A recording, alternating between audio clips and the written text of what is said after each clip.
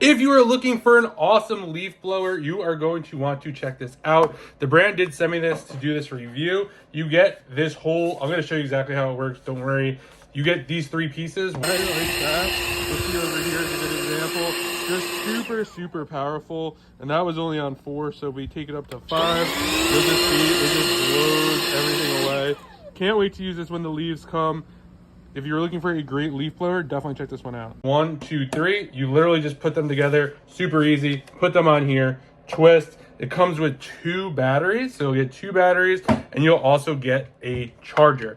Each battery could last for about 35 minutes of continuous use. And you have 5 different speeds. And I'm going to show you how this works right now. All right, here we go. So I have the battery on it. You hit this button right here. You will show you how much battery you have so you know exactly what you're doing. This is going to control your speed right here. So right now it's at a 1, and this is you're just going to pull this back and it's going to start to blow. So at 1 you can hear that.